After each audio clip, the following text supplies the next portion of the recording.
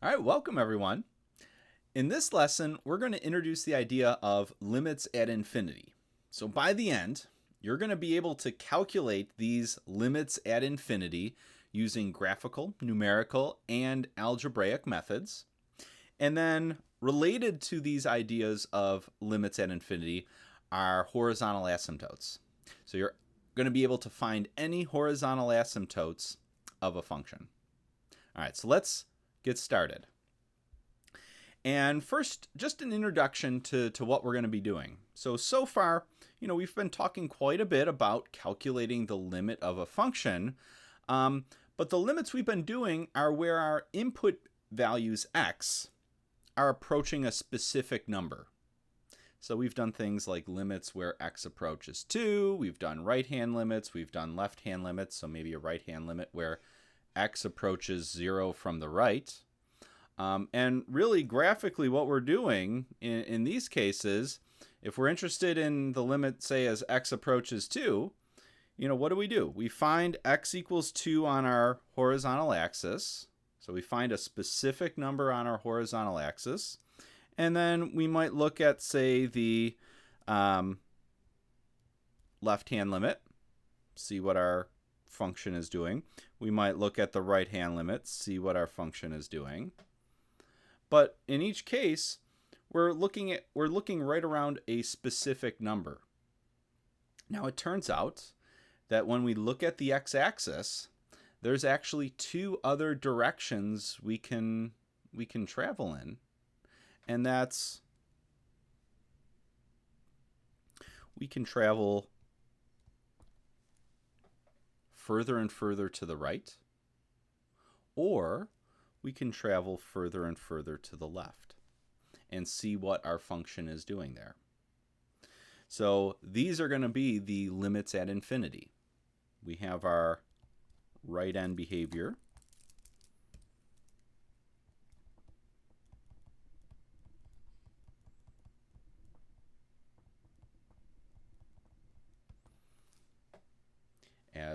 As our input x as we move further and further to the right. And then we have our left end behavior.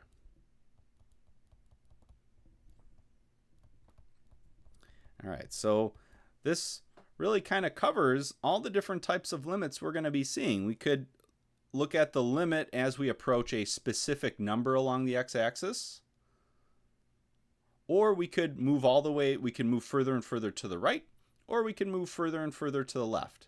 And these are going to be our two limits at infinity.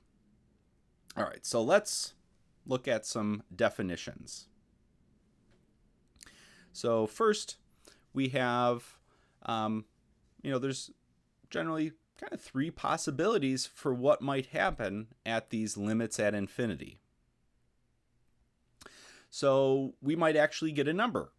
So we call this a finite limit at infinity. As our input values x get very large positive, the output values of our function f of x get very close to some number L. So in this case, we would write the limit of f of x as x approaches infinity is equal to L. So in general, we use this x approaching infinity, x arrow infinity, to denote that our input x is getting large positive.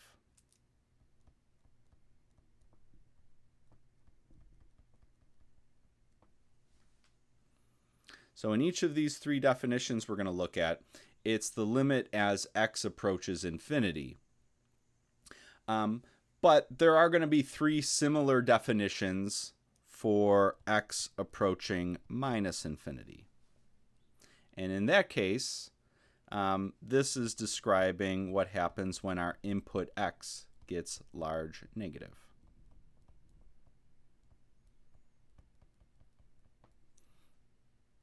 So x approaching infinity, this describes the right end behavior as we move further and further to the right along our x-axis. And then x approaching minus infinity, that's going to describe the left end behavior, so as we move further and further to the left. as our input x is getting larger and larger negative. So what are the three possibilities as we move in either direction? Well, as our inputs get very large positive, so as we move further to the right, our function values could be getting closer to some number. Our function values could just get large positive. So in that case, we would say the limit of f of x as x approaches infinity is equal to infinity. Or kind of a third possibility is that our function values, as we move further and further to the right, our function values get larger and larger negative. Now we'll also see cases where the limit of our function just might not exist as well. But these are the three specific kind of notations that we're going to be seeing. And, you know, there's three similar definitions for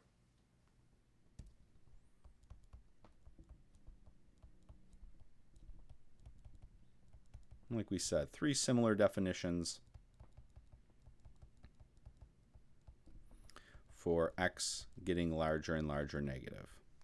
So for instance, in that first one, there's a definition, and what we would write is if our input x is getting large negative, and our function values were getting closer and closer to some number L, what we would write is the limit of f of x as x approaches minus infinity is equal to L. So the x arrow infinity and x equal minus infinity, those are kind of the new pieces of notation here.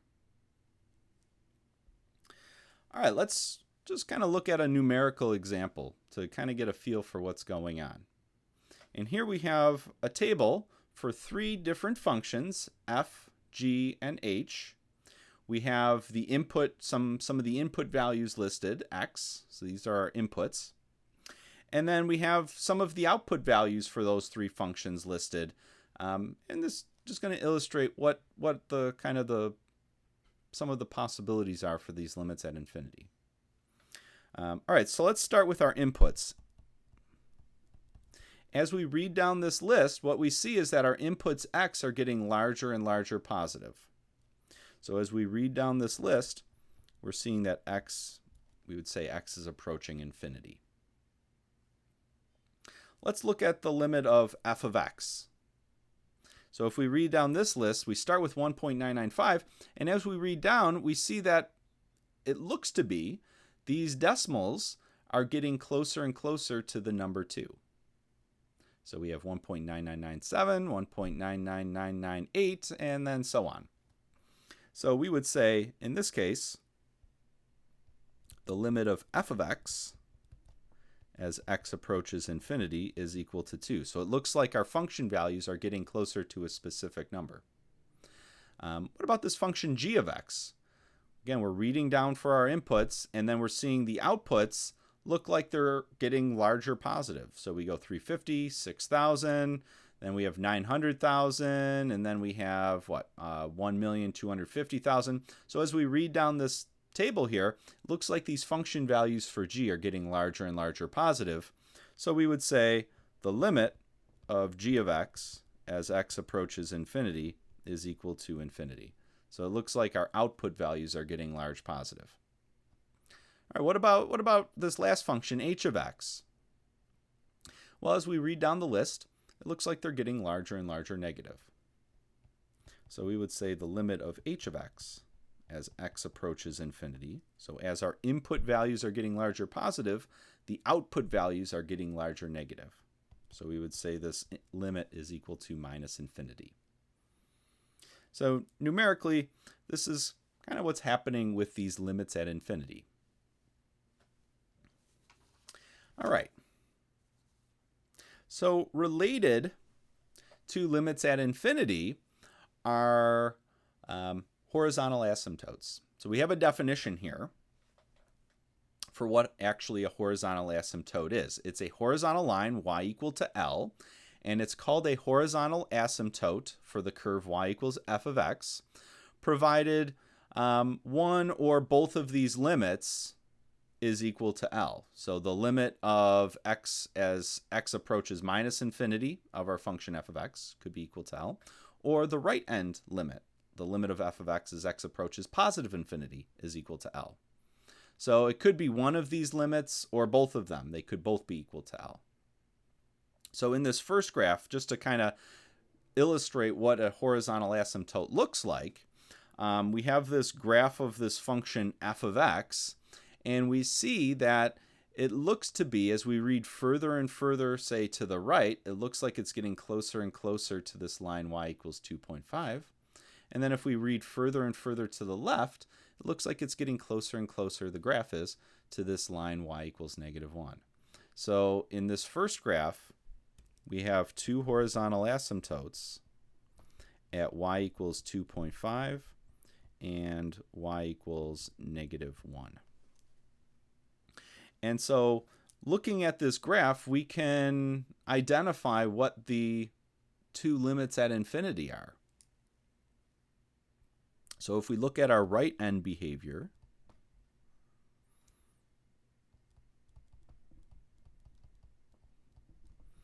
we're seeing that the limit of our function, the limit of f of x as x approaching infinity, looks to be 2.5. So if we have this case where our limit at infinity is equal to a number, well then we have an horizontal asymptote. So our horizontal asymptote for the right end is y equal to 2.5. Now if we look at the left side, our left end behavior here, as we read further and further to the left, looks like the graph of our function is getting closer to this line y equals -1. So we would write the limit of f of x as x approaches minus infinity is equal to -1. And again, because that limit is equal to this number, we have a horizontal asymptote in that direction. In this other graph, we're really only given enough information to identify what's going on the right end behavior. So if we look on the right end, as we read further and further to the right, the function is oscillating back and forth, but it looks like it's shrinking down. So it looks like as we move further and further to the right, it looks like the limit of this function is actually going to be equal to 1.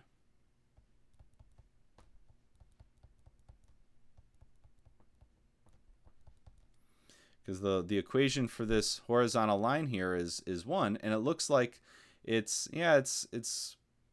oscillating back and forth, but it's shrinking. The amplitude is shrinking each time. So it's getting closer and closer to that y value of 1. So the limit is equal to 1.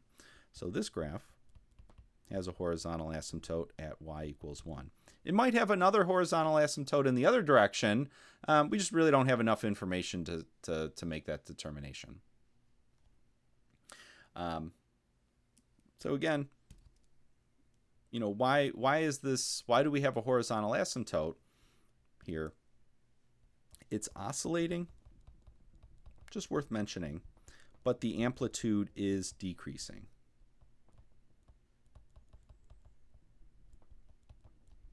So that's worth mentioning here. So we are getting closer and closer to that line. All right. So it's going to be helpful to kind of have just a catalog of some of our basic limits at infinity. And so we have power functions. These probably are our most common ones that we're going to be dealing with, power functions. And we have, what those limits at infinity are. So if we have x to the power n, and we look at the limit as x goes to infinity, well, that limit's going to be infinite. If we look at this function in the other direction, so the left end behavior as x approaches minus infinity, well, then it kind of depends on what the exponent is. So if n is an even integer, and we should say here,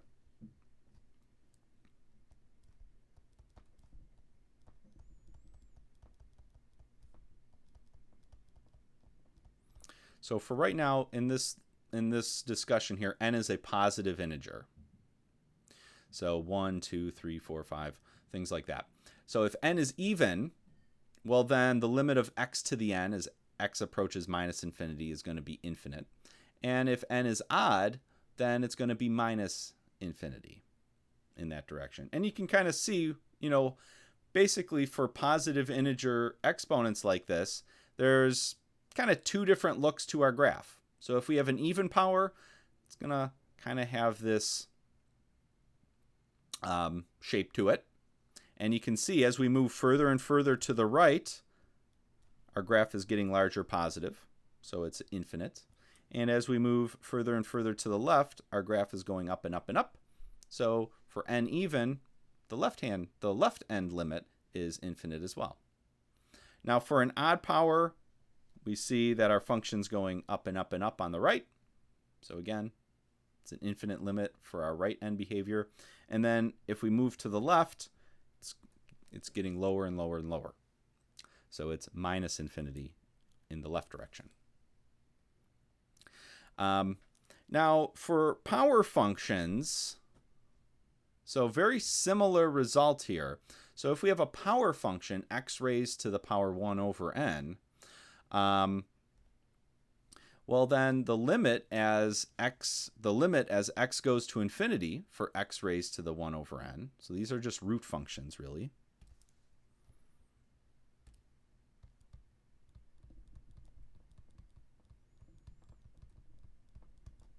is infinite. So kind of the same thing as just our regular power function above. If it's an odd root and we look at the going in the other direction, the left direction, so x approaching minus infinity, if it's an odd root, well then it gets larger and larger negative. And the only trouble we run into here is that if n is even, then we can't do the even root of a negative number. So for even roots, it doesn't really make any sense to talk about the limit as x goes to minus infinity because we can't do the even root, can't do the square root of a negative number. So we could actually generalize this a little bit, these power functions, and notice that the results pretty much match up. So the limits as x goes to infinity are the results are the same here. For odd root functions and odd power functions, the result is similar, going to minus infinity. So we could generalize this and say for x to the n where n is rational, we have these limits as long as the function is defined.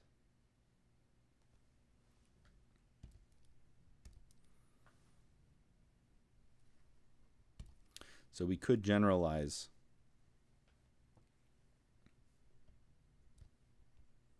this for n rational number. As long as the function is defined.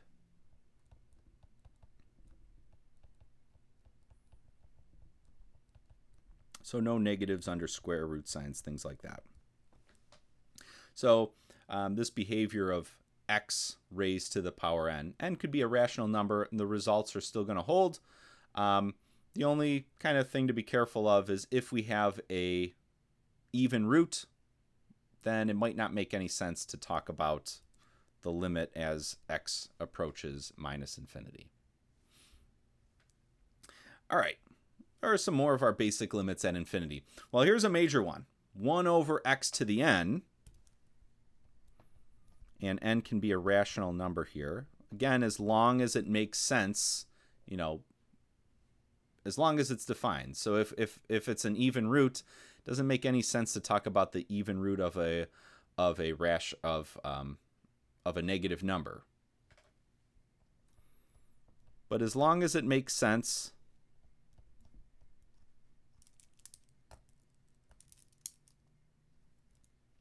and really the issue here happens with our left end behavior.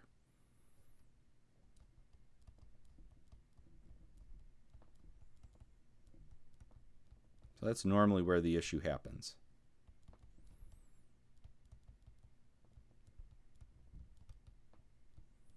So we can't have negatives under square root signs. So if n's a rational number, well then the limit of 1 over x to the n as x goes to infinity is equal to 0. And the limit of 1 over x to the n as x goes to minus infinity is also equal to 0. Again, with this one, as long as that function's defined for negatives. And you can kind of see here what these graphs look like for some specific cases. So if it's an even power, so n equals 2 or 4 or 6 or things like that, this is really what the graph is going to look like.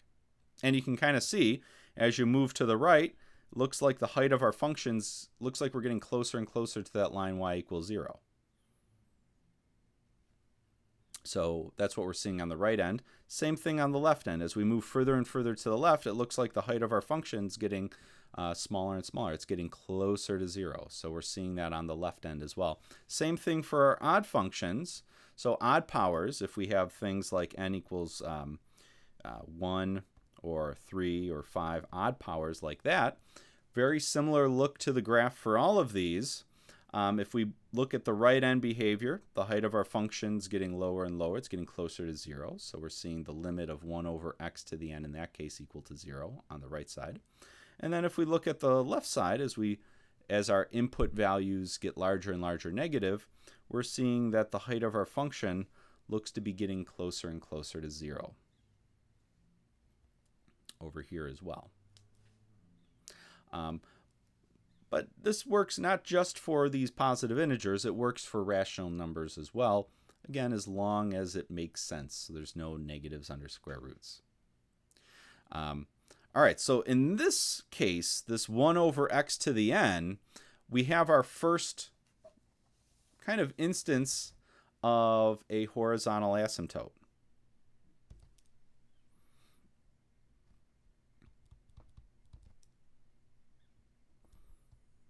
So in each of the directions here, we have a horizontal asymptote, and the equation for that horizontal asymptote is y equals 0. And so we can kind of generalize this result, and really what's going on here is we have a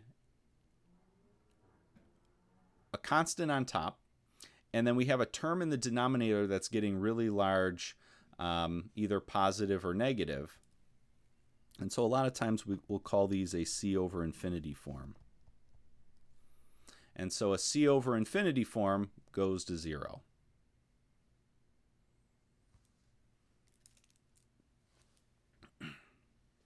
All right. So these are going to be these power functions of 1 over x to the n. We're going to refer back to this. We also have constant functions. So if we have the constant function f of x equal to k, so it's just always equal to that constant k, well then the graph of that function is just this horizontal line. And so if we move to the right, if we move to the left, the limit of that function is going to be k in either direction because it's just always k. So there is a horizontal asymptote for these.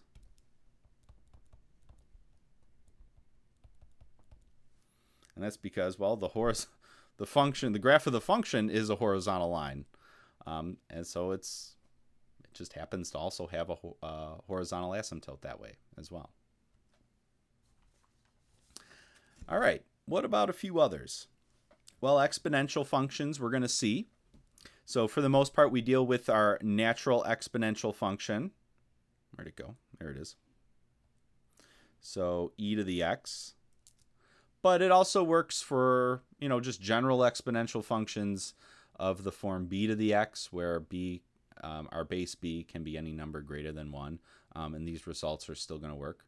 So the right end behavior, if we look, we move further to the right, looks like our height of our function is going up and up and up. So the limit of e to the x as x approaches infinity is equal to infinity, and that's because our graph is kind of exploding. It's getting larger and larger.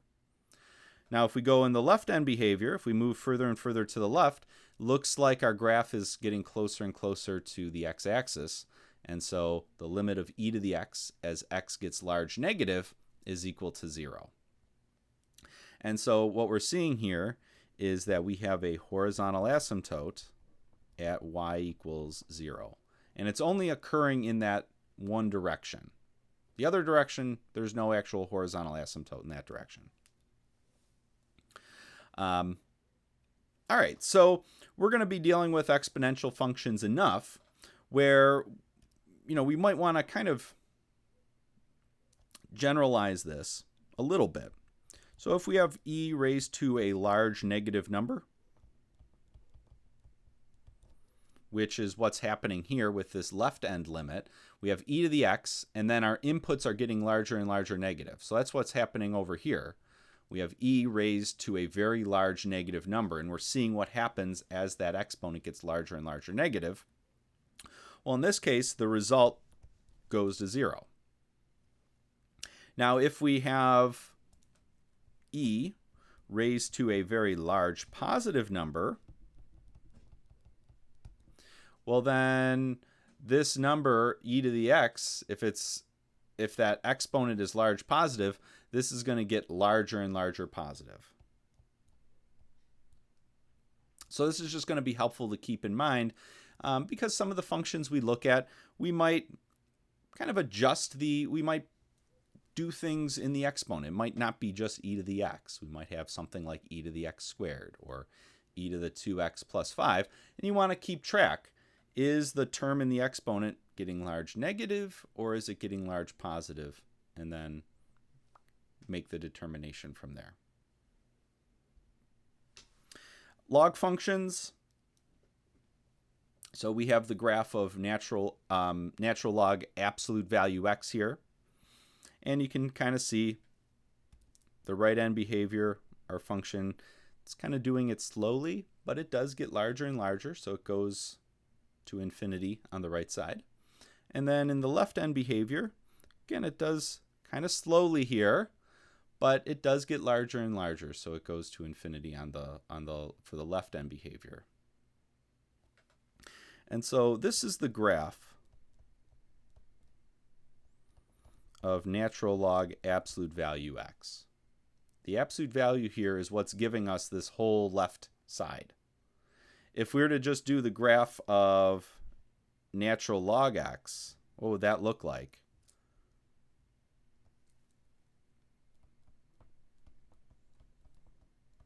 Without the absolute value. Well, that would just give us just the right-hand side.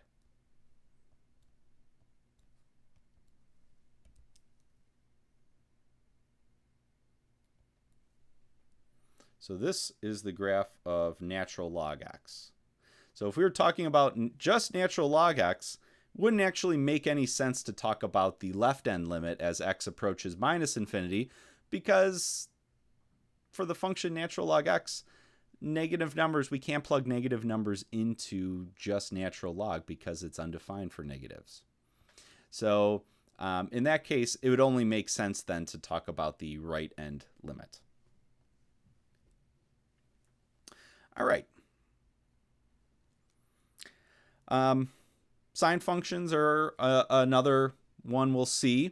And for sine of x, the limit of sine of x, if we go in either direction, so x going to infinity or x going to minus infinity, it doesn't exist. And that's because this thing is just oscillating back and forth, but the amplitude is not decreasing.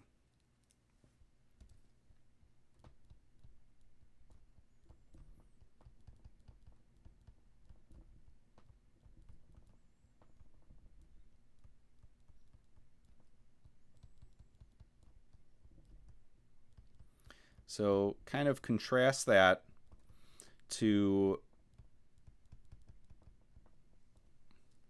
that one graph we looked at earlier, where for horizontal asymptotes, where here we have that oscillating kind of like a sine curve, but it's kind of decaying over time. So the amplitude is shrinking. So in this case, the limit does exist, because, yeah, it is oscillating back and forth, but over time it's getting closer and closer to a value of 1. We don't have that happening with our trig functions, though, just our regular trig functions. So for sine x here, yeah, it's oscillating back and forth, but it's not shrinking down to one specific number. So we say that in either case, the right end, x approaching infinity, or the left end, x approaching minus infinity, does not exist. And the same is true for all of our other trig functions. So we've only listed it here for sine of x, but all of our trig functions kind of have this sort of repetition to them. So, the limits of just any trig function doesn't exist. Any of our basic cosine, tangent, cosecant, secant, and cotangent, they don't exist.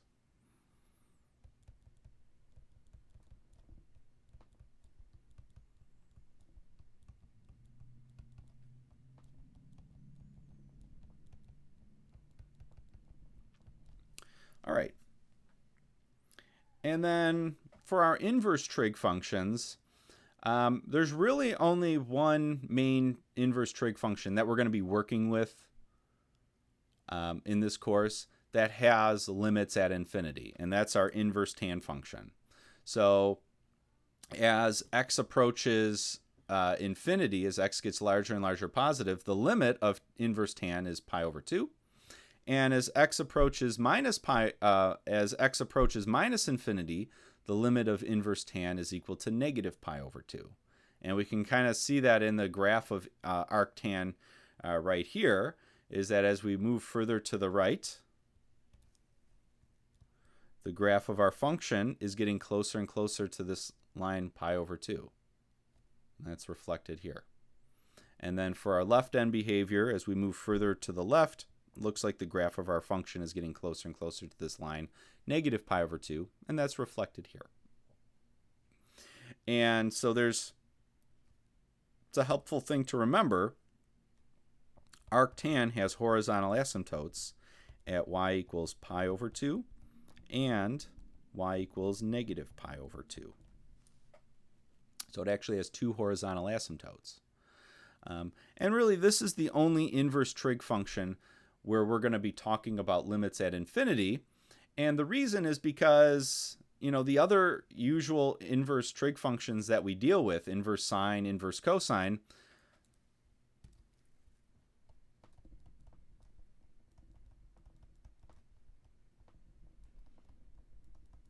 we will be seeing these somewhat in this course.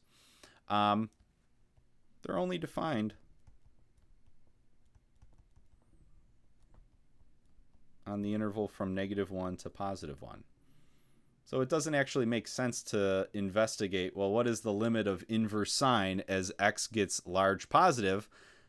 The largest x can get is 1. So it doesn't really make sense to talk about the right end or the left end behavior as x gets large positive or negative for these other inverse trig functions. So the only one we're going to be really seeing in this course is inverse tan. Inverse cotan also has some limits at infinity, but we probably won't see that too much.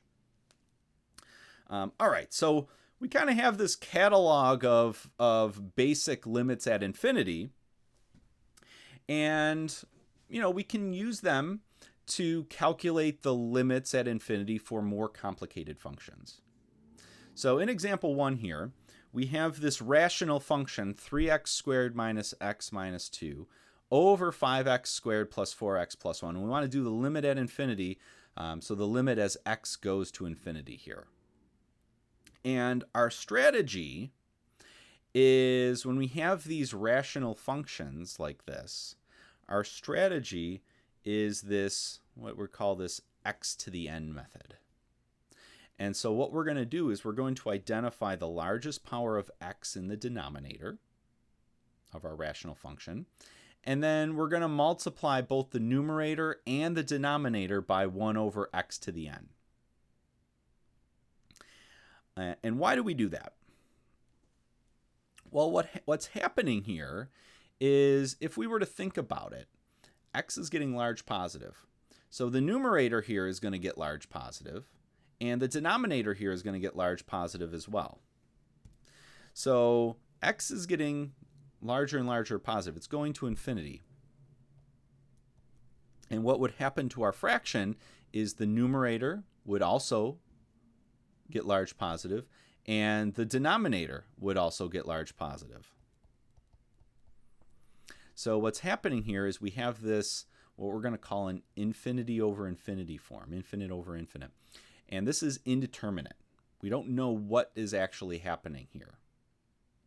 And so the reason for this method is it's going to kind of essentially convert all these infinities that we're dealing with into actual numbers that we can do arithmetic with. So if remember, infinity is just a symbol that we're using to denote that something's getting larger and larger positive, or maybe larger and larger negative. It's not an actual number that we can do arithmetic in. So we can't plug infinity in and call it a day.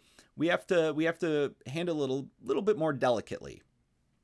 And so what we're going to do is, instead of dealing explicitly with these large positive numbers, we're going to kind of shrink things down and deal with numbers that are close to zero. And the way we're going to do that is with this strategy. So let's see how this is going to look. We're going to do the limit of 3x squared minus x minus 2 over 5x squared plus 4x plus 1. And we're doing the limit as x goes to infinity. And our strategy is to identify the largest power of x in the denominator. So in this case, it's x squared. So what we're going to do is we're going to multiply the numerator by 1 over x squared. And we're going to multiply everything in the denominator by 1 over x squared. So this is really just multiplication by a fancy 1. Perfectly fine to do that. X is getting large positive, so there's no division by 0 here. Because x is getting larger and larger positive. Eventually, we're far enough away from 0 where we're not kind of adding any trouble here. So we're just multiplying by a fancy 1. And what we're going to do is we're just going to distribute this to each term in the numerator. And then we'll distribute it also to each term in the denominator. And so when we do that, we have an x squared here divided by an x squared. So that would just leave us with 3. Then we have a minus x divided by x squared. So that would leave us with a minus 1 over x. And then we have a minus 2 over x squared. And then if we do the same kind of simplification in the denominator, the x squared in that 5x squared would cancel. So we'd just be left with a 5. Then we'd have 4x over x squared, so 4 over x, and then plus 1 over x squared. All right, so far, almost seems like we've made things more complicated. But the nice thing about these limits at infinity is that we can still use all or most of our regular limit laws. So we can essentially split this up, this limit, over the quotient sign. And then from there, we can split it up over the addition and subtraction that we see. So let's first use our quotient limit law. So we can write this as the limit of the top, 3 minus 1 over x minus 2 over x squared, as x goes to infinity, all divided by the limit as x goes to infinity of the bottom, 5 plus 4 over x plus 1 over x squared. We can split up what's happening here in the numerator and the denominator, and maybe we have to be a little bit careful here. Just to start, let's star this. We might have to come back to this step. Whenever we use a quotient rule, we just have to make sure we're not getting 0 as the kind of the answer here. So we might have to come back to this. So just to pay attention. All right, but let's keep going. So we're going to split up all the limit over addition and subtraction, and then we can also use our constant multiple rule. So we can do the limit of 3. We can do the limit minus the limit of 1 over x, and then minus 2 times the limit of 1 over x squared from this minus 2 over x. So we can bring the 2 in front of the limit sign. That's our constant multiple rule. And then that's the limit as x goes to infinity. And then this is all over the limit of 5 plus 4 times the limit of 1 over x plus the limit of 1 over x squared. All right. And why this method works is because each of these limits now on their own are actually a number. So what is the limit of 3? It's 3. What is the limit of 1 over x as x goes to infinity? Well, that's our, where is it? Let's go back. Too far. There we go. 1 over x to the n can be a rational number, is equal to 0 in either direction. So the limit of these 1 over powers of x terms is 0. These are c over infinity forms. So the limit is equal to 0. So we can use that. We know, based on that result, that each of these limits right here, those 4 limits are all equal to 0. They're equal to an actual number that we can do arithmetic with. So 3 minus 0 minus 2 times 0. Then in the denominator, limit of 5 is 5 plus 4 times 0 plus 0. And if we do just clean this up, we get 3 over 5.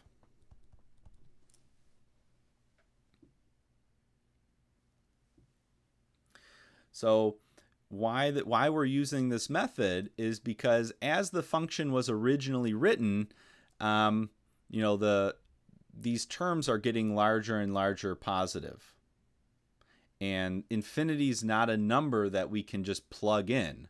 So we kind of have to in some way convert this into expressions that do give us numbers that we can do arithmetic with.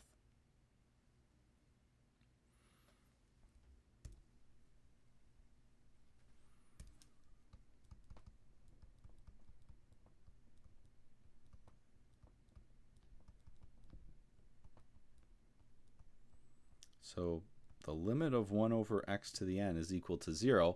Most importantly, though, it's equal to an actual number. So there's a number there. So we can do arithmetic with it.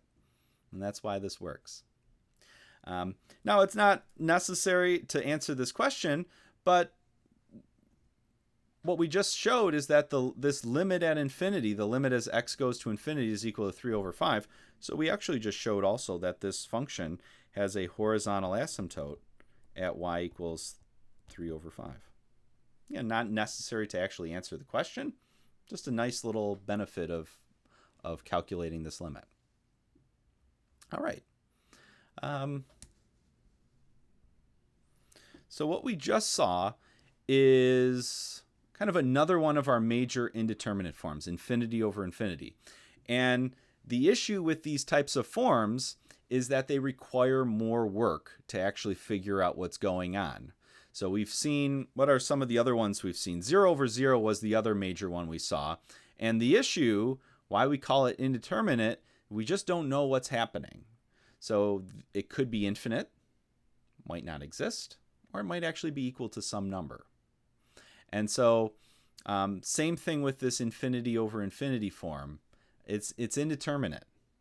So we just don't know what's going on. We have to do more work.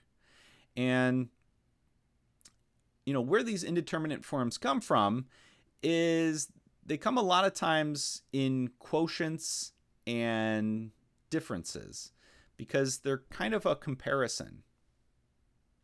So, for instance, in the 0 over 0 form, the top here is getting closer to 0, but then we're dividing by something that's also getting closer to 0. So that dividing by something getting closer to 0 wants to make the whole fraction bigger and bigger. So we have the top, which wants to make the result small, close to 0. But then we have the denominator, which in some way wants to make the fraction really big. So there's this kind of competition between the top and the bottom of our fraction there. Same thing with infinity over infinity. There's kind of a competition going on. The term in the top wants to get really big, but then when we divide something by something that's really large, it wants to make it really small. So we have a term in the top that's getting really big.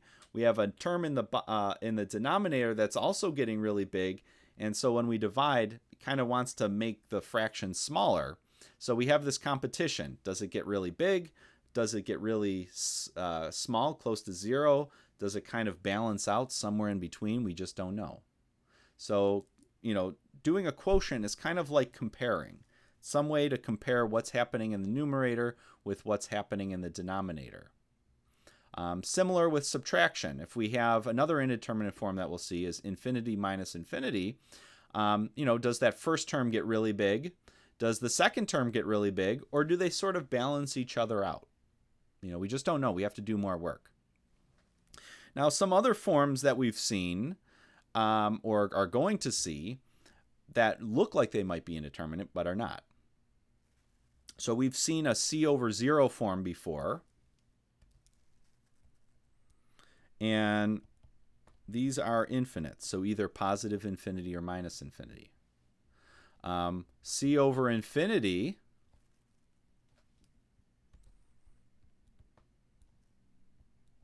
this gets closer to 0. So the limit of if we have a c over infinity form, that gets closer to 0. And then if we have a large positive number plus another large positive number, well, the result is still going to be a large positive number.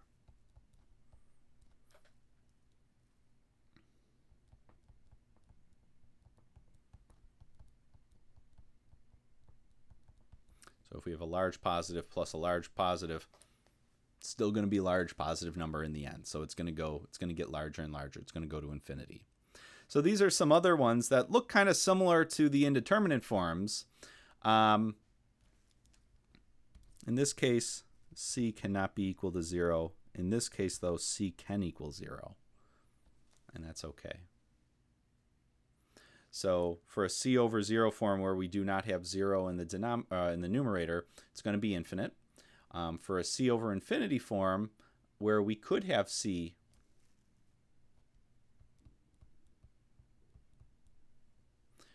equal to 0, that's always going to go to 0.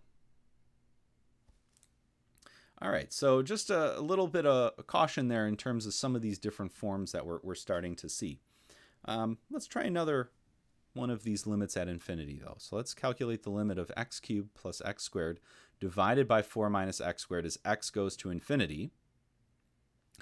And if we think about it, the numerator is x is getting large positive, so the numerator is going to get large positive, and the denominator is going to get large negative.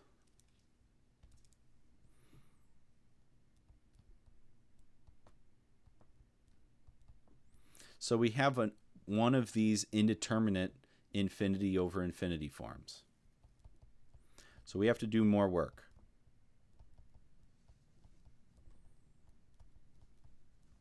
And we're going to use that same x to the power n method. So we're going to identify the largest power of x in the denominator, so x squared. And what we're going to do is we're going to take our function, x cubed plus x squared over 4 minus x squared. And we're going to multiply, and so the limit as x goes to infinity, and we're going to multiply by a fancy 1. So we're going to multiply the numerator by 1 over x squared. We're just going to divide everything by x squared. Same thing in the denominator. So just go through and divide each individual term that you see in the numerator by x squared. So we're going to end up with x cubed divided by x squared is just an x. X squared divided by x squared is just a 1. And then in the denominator, we get 4 over x squared. And then minus x squared over x squared, so we get minus 1. All right, so now we want to see what's the numerator doing, what's the denominator doing. So let's kind of do these off to the side. Let's do the limit of the numerator. So x plus 1, as x gets large positive. Well, if we have a large positive number and we add 1 to it, the result is still going to be a large positive number. So as x gets bigger and bigger, x plus 1 is going to get bigger and bigger. So this is infinite. Now what about the denominator? What about 4 over x squared minus 1? Well, 4 over x squared, that's going to get closer to 0. And then the minus 1 is a constant, so it's going to stay minus 1. So that limit is going to get closer and closer to negative 1. All right, so what's happening? We have a numerator that's getting larger and larger positive, and then we have a term in the denominator that's getting closer and closer to negative 1. So we have essentially we have a large positive number divided by negative 1. So if we have a large positive number and we divide by a negative, we're going to get a large negative. And so what happens is as x gets larger and larger positive, the numerator is going to get larger and larger positive, but the denominator is getting closer and closer to negative 1. So we're going to end up with minus infinity here. It's going to get larger, and the result is going to get larger and larger negative. All right, so this limit at infinity is negative infinity. The output of our function is getting larger and larger negative. All right, so let's try another example where we see another type of indeterminate form. Example 3, let's do the limit of x cubed minus x squared as x goes to infinity. And so there's no fraction here, so we're not ending up with a 0 over 0 form or infinity over infinity form. But what we have here, x is getting large positive, so this x cubed is getting large positive. But then the x squared is getting large positive, and we're subtracting. So we have this large positive number being subtracted from another large positive number. And so this is an infinity minus infinity form. And so the question is, does the first term win? Does the second term win? Or do they kind of balance out? And the way a lot of times we use to answer this question for these kind of differences, these subtraction ones, is we try to rewrite our expression as a product. So we try to factor it, essentially. And we can do that here. So does the first term win? Does the second term win? Or do they kind of balance? We don't know. But our strategy is to factor this. And so we have, if we look for a common factor, we have 2 copies of x here. We have 2 copies of x here. So we can factor out an x squared. And if we do that, factor out an x squared, the leftover piece is an x here and then a minus 1 here. So if we factor this, that's what we've done. Now if we look at it, what's going on with these factors? Well, let's look at that first factor, the x squared. What's the limit of x squared as x gets larger and larger positive? This is one of our kind of basic limits at infinity. X squared is going to get larger and larger positive as well. And then what about the limit of x minus 1 as x approaches infinity? Well, if x is getting larger and larger positive, if we subtract just 1 from it, it's still going to be large positive. So it's still going to get bigger and bigger.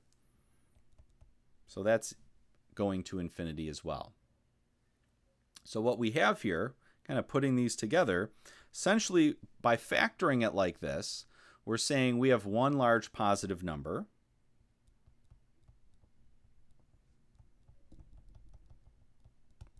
times another large positive number.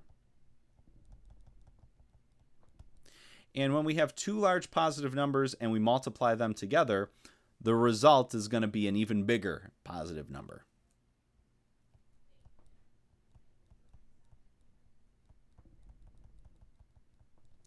So this this product here is getting large positive. So this is equal to infinity.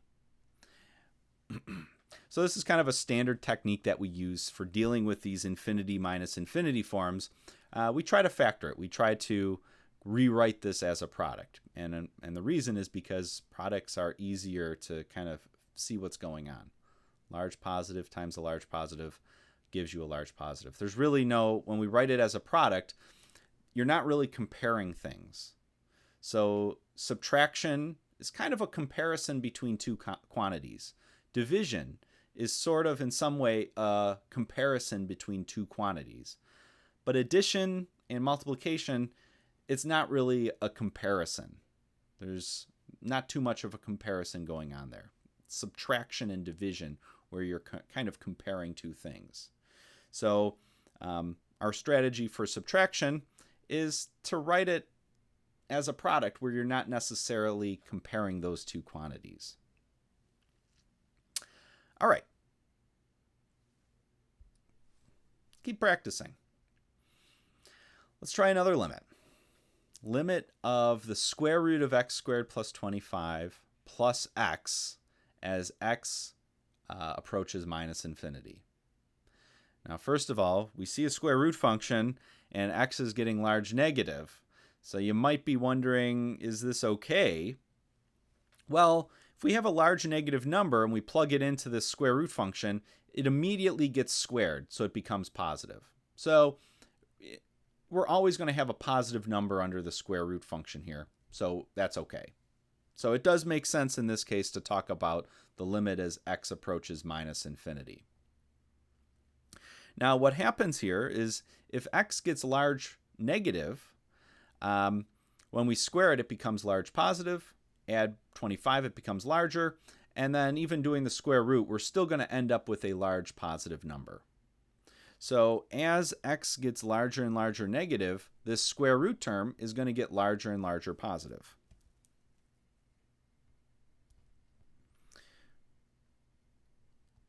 Now what about this plus x? Well, x is getting larger and larger negative.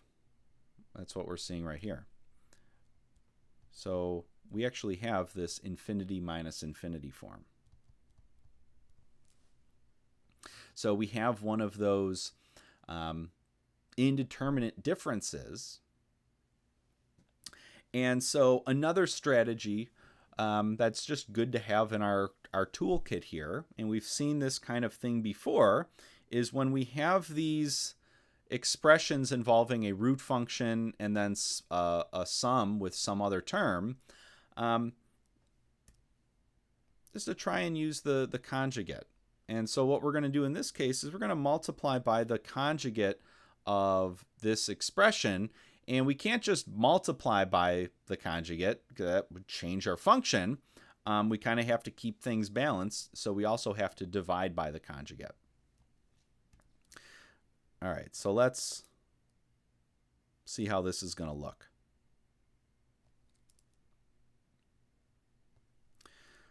So let's start writing it out. We're going to do the limit of square root x squared plus 25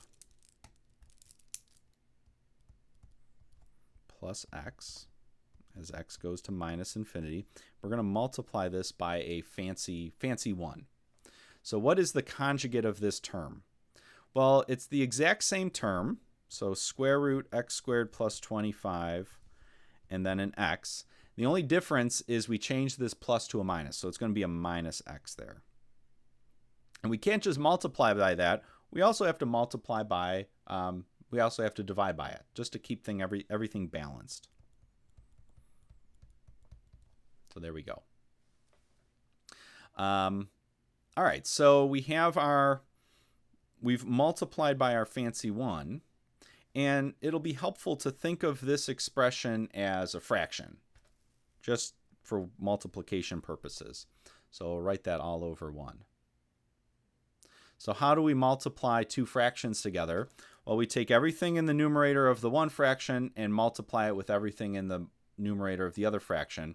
And so why the conjugate method works is you can go through the multiplication on your own, but you end up with quite a bit of cancellation. And so what happens when we do the multiplication here is we end up with x squared plus 25 minus x squared.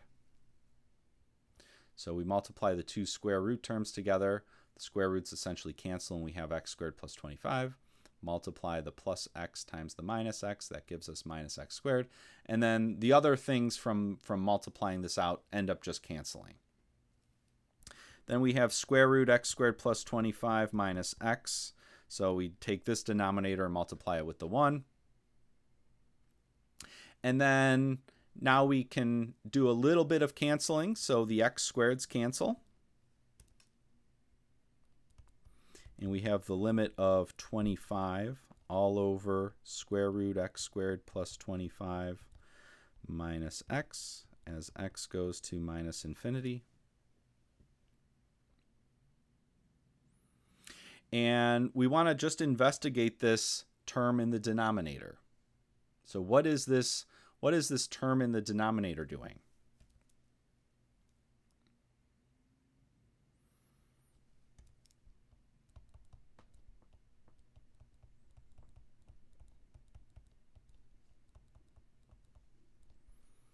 All right, so what's going on with that square root function? Well, that's still getting larger and larger positive, just like it was before.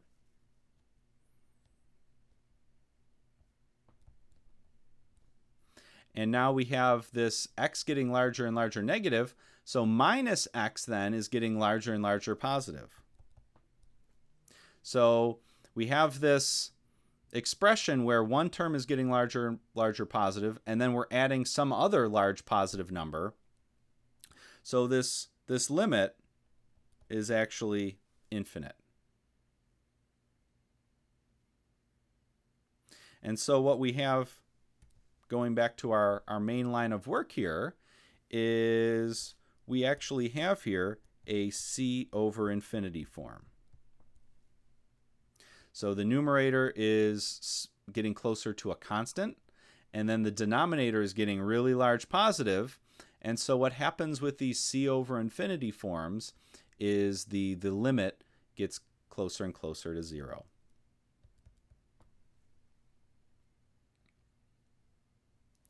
So this is a helpful thing to remember. The c over infinity forms get close to 0. And that kind of generalizes one of our basic limits, 1 over x to the n. So if you have a complicated denominator and it's getting larger and larger positive, and the numerator is getting closer and closer to some constant, well, then the whole fraction then is getting closer and closer to 0. All right. A little more practice. So just as helpful to practice calculating all these limits. So in example 5 here, we want to find the horizontal asymptotes for this function f of x equal to the square root of 4x squared plus 1 over 3x minus 5. And so how do we find all horizontal asymptotes? Well, we have to calculate both limits at infinity. So if we want to find all the horizontal asymptotes, we have to calculate both limits at infinity.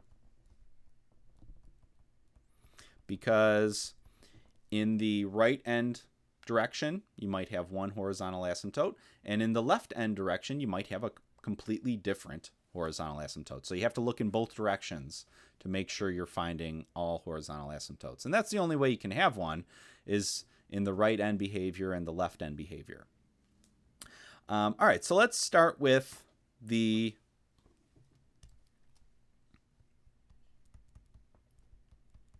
limit as x approaches infinity. We'll start with the right end behavior. So we're going to do the limit of our function in that direction.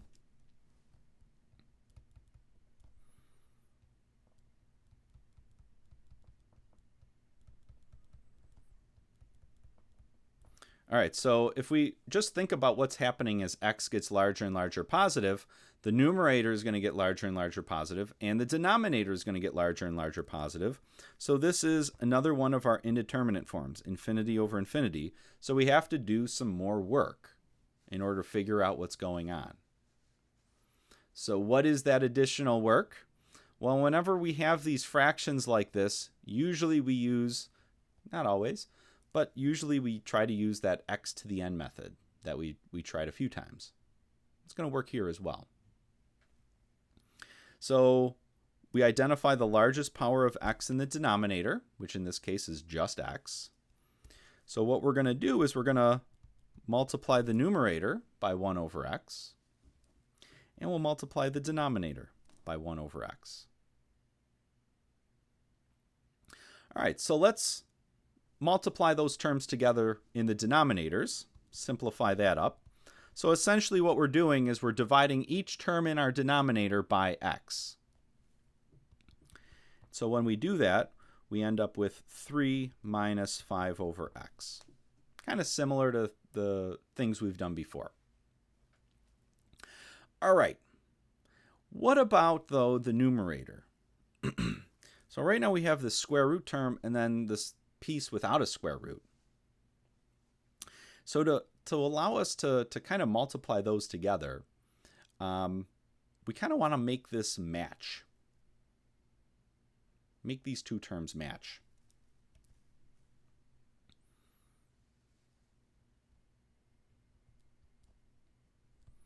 So we want to match the format here.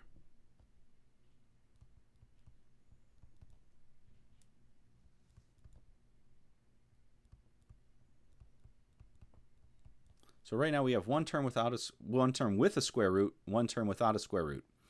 And so there's kind of a way to introduce a square root here. So if we have an x, that's actually equal to the square root of x squared. X is positive, and so 1 over x is actually, we could think of it as 1 over the square root of x squared. So since x is approaching infinity, it's ultimately a positive number. We have x is equal to the square root of x squared. And that's from this little hint, this helpful property here.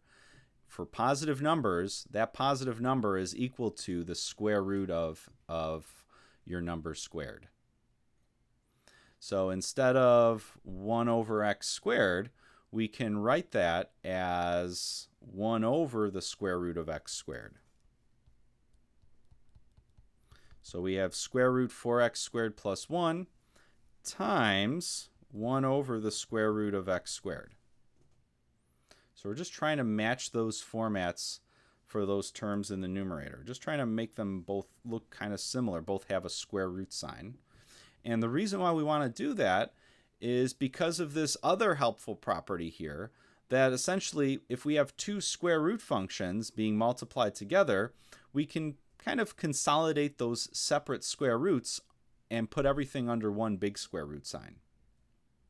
So if we were to do that here, we could rewrite this as the limit of one big square root times, and then 4x squared plus 1 times 1 over x squared, all underneath that one big square root sign. So what happens here with this 1 over x, when we bring it inside, essentially we're trying to bring it inside the square root. When we bring it inside the square root, it becomes a 1 over x squared instead. So there's a little bit of work here that a little bit of trickiness that we have to kind of deal with here in order to kind of get this 1 over x term into that square root function. And this is how we've done it.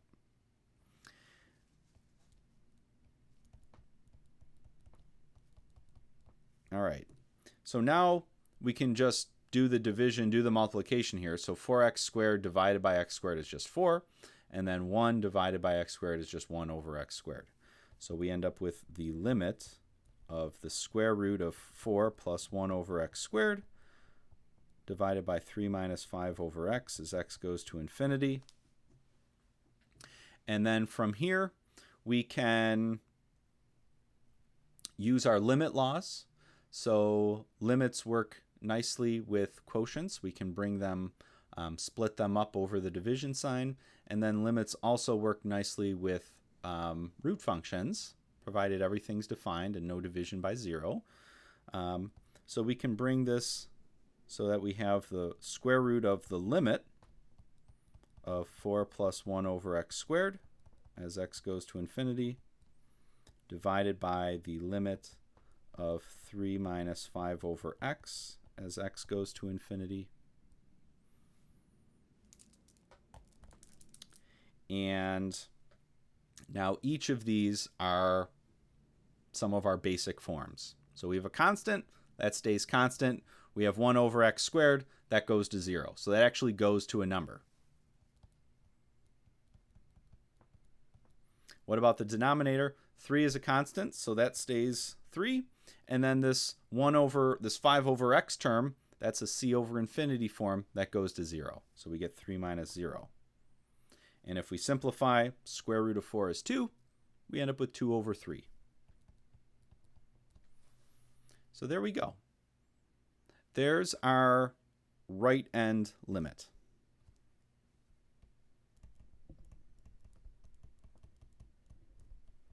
And so what this shows is that because this limit is equal to 2/3, we actually have a horizontal asymptote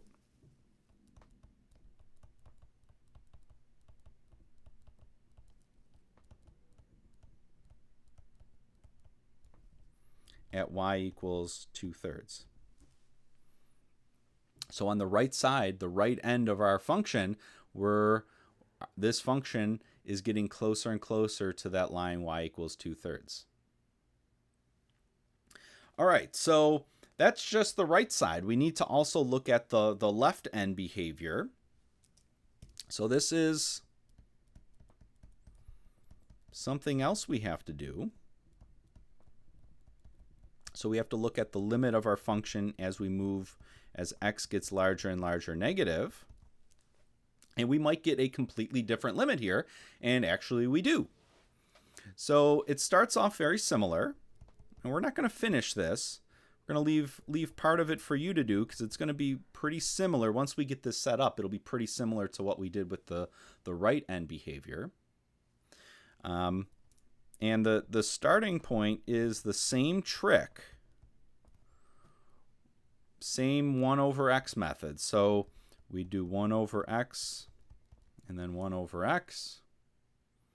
And where it's going to slightly change is right here with this 1 over x. So what happened before? We converted that. We wanted to make it match with the numerator. So we converted that from a 1 over x into a 1 over square root x squared. And the reason why we could do that is because x was approaching infinity in this case, and we have this property right here that says for a positive number, that positive number is equal to the square root of your number squared. Now, for our case, in calculating the limit as x goes to minus infinity, what's happening is now we have a negative number. So we're kind of in this other realm down here, and let's see what happens. So again, we want to make this match. But since x is approaching minus infinity, we have x is equal to the negative square root of x squared. And you could check this out. If you're not convinced, try this out for yourself. Take a number. So for example, try this out with x equal to -3. So let's take -3, let's square it, do the square root of that, and then negate it.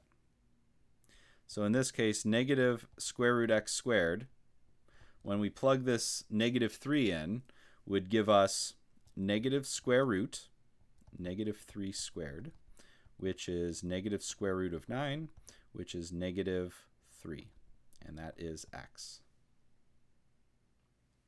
So negative square root of x squared is actually equal to x if x is a negative number. So it's kind of a slight detail, but it makes a significant impact in how we answer this question. So when we were doing the limit as x goes to infinity, x is ultimately positive. So it's just a nice conversion. 1 over x becomes 1 over square root x squared. But when x is getting large negative, x is a negative, and so the conversion is it's a little more subtle. It's x is equal to the negative square root of x squared. So from here you would do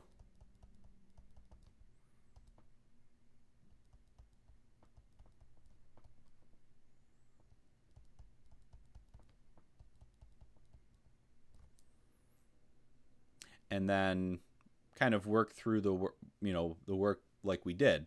So I'll leave it for you to kind of finish this. So finish this as an exercise. Basically repeating a lot of the same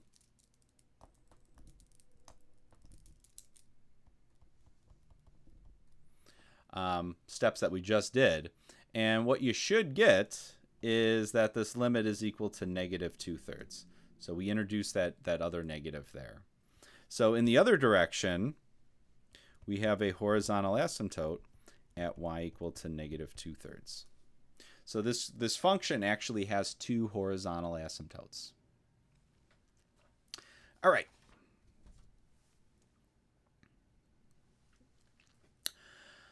So for limits at infinity, it can be helpful to, if we have a regular limit where x is approaching a number, sometimes it's helpful to convert that limit into a limit at infinity. And so our strategy for doing this is kind of a change of variables. So usually what happens is we have the composition of 2 functions.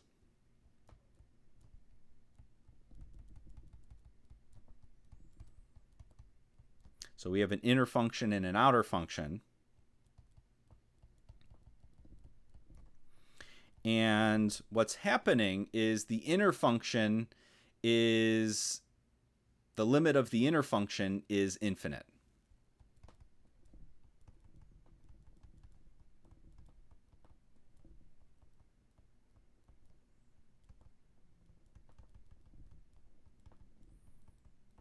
So we know with composite functions, there's an inner function and an outer function. And so what might be happening as you try to calculate your regular limit is that the limit of just the inner function is infinite. And so what can be helpful is to then just convert that problem into a limit at infinity. So in this case, you would let u equal your inner function. So we're going to do a change of variables. You calculate the limit of your inner function u as x approaches a. And then you substitute, you make the changes in your expression, and then you finish answering the problem. You finish calculating the limit. So let's see how this works. So let's look at the limit of e to the 1 over x as x approaches 0 from the left. And so, if we were to try plugging in 0 directly into this thing just to see what's going on, we would see that our inner function here, which is this 1 over x,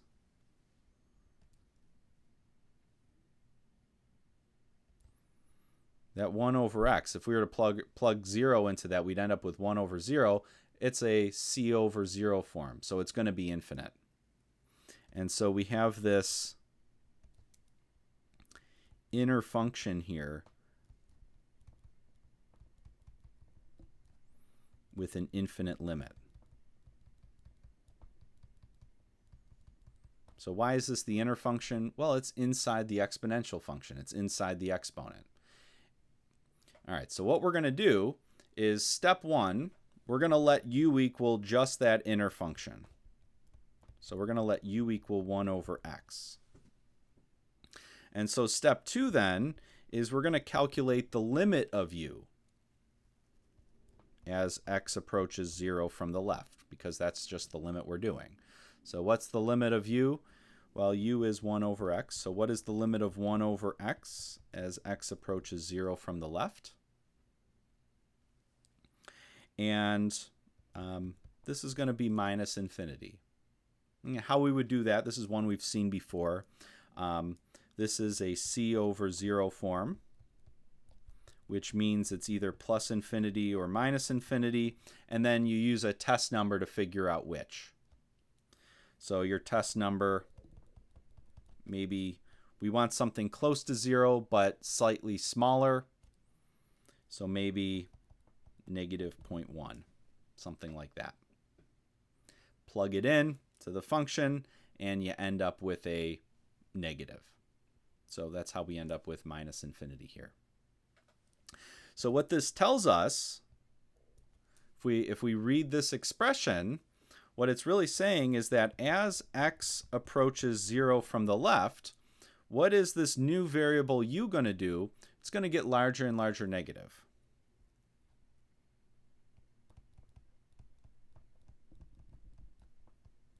So u is going to approach minus infinity. And so the idea then with this change of variables is to go back to our original limit that we're interested in, the limit as x approaches 0 from the left of e to the 1 over x, and we're just going to change all of these x's into u's. So first, whoops, always got to do that at least once. We're going to change the 1 over x here that we see. So we know 1 over x, we purposely made that into u, so that's going to become e to the u. And then instead of x approaching 0 from the left, what's going to happen?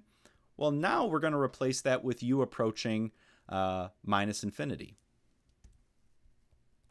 So now we have this limit at infinity to calculate, and this is just one of our basic forms. For e, for the exponential function, as the exponent gets larger and larger negative, this just goes to 0. And so we just calculated it. So the only thing here, we just had to go through and change all of the x terms into u terms. And then once we had that, then we calculate the limit. All right, try another one of these. This can be helpful. So let's look at the limit of inverse tangent of 1 over x minus 2 as x approaches 2 from the right. And we want to start by we have this fresh limit to calculate. X is approaching a number. Let's plug that number in and see what we get. When we do it, we get 1 over 2 minus 2. We get 1 over 0. So we get a c over 0 form. So we know that this inner function is going to be infinite. So here's our inner function, and we have an idea that it's going to be an infinite limit there. So we can't answer this question just by plugging in, because when we plug in, we get 1 over 0, which is technically undefined. So we have to go through this conversion process. We have to figure out, well, what is this fraction doing? So that's our inner function. It's literally inside the arctan function. It's inside these parentheses. So step 1, we're going to let u equal 1 over x minus 2. So we're going to let u equal this inner function. So we have a composite function here. Step 2, we're going to calculate the limit of u as x approaches 2 from the right. And again, that's what the limit we're interested in is. The limit as x approaches 2 from the right. Let's fill in what u is. So it's 1 over x minus 2. And when we directly plug 2 into this, just like we mentioned, we're getting a c over 0 form. we get 1 over 0, which really tells us we have either two choices, plus infinity or minus infinity, for what this limit is going to be. And we would want to use a test number to figure out positive or negative. So we want to get closer to 2, but slightly bigger. So we might use 2.1. And when we do that, we get, if we plug it in, we get 1 over 0.1, which is positive. So that's telling us this limit is positive infinity. So if we kind of interpret what this is saying, it's saying as x gets closer and closer to 2 from the right, our output u is getting larger and larger positive. So as x approaches 2 from the right, our new expression u is getting larger and larger positive.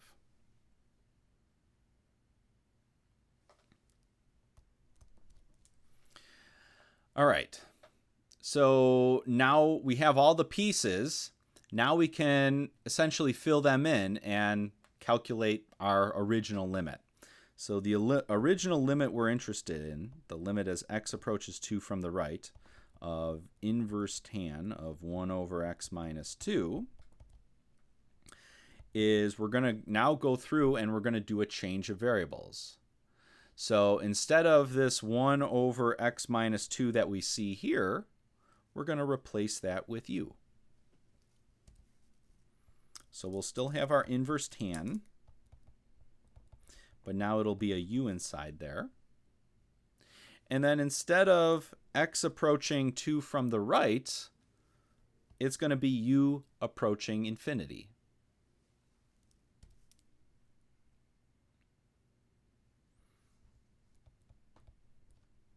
So now this new limit that we're calculating, all of the x's have been replaced with u terms. And this is just one of our basic limits at infinity that we just need to know is the limit of arctan of u as u goes to infinity. Well, that's pi over 2. And so this limit is pi over 2. So we did a change of variables here as well. So this can be a helpful strategy for just regular limits where x is approaching a number. If the inner function becomes infinite, well then we can do this change of variables and use what we know about limits at infinity to help us finish the problem. All right, so we're going to stop there. And that's going to kind of conclude our discussion about limits and limit techniques for a little bit. There's still one more limit technique that we'll come back to a bit further along in the course. But for right now, we're going to see how we can use these limits to develop a calculus. So we'll get started on that next time. Bye-bye.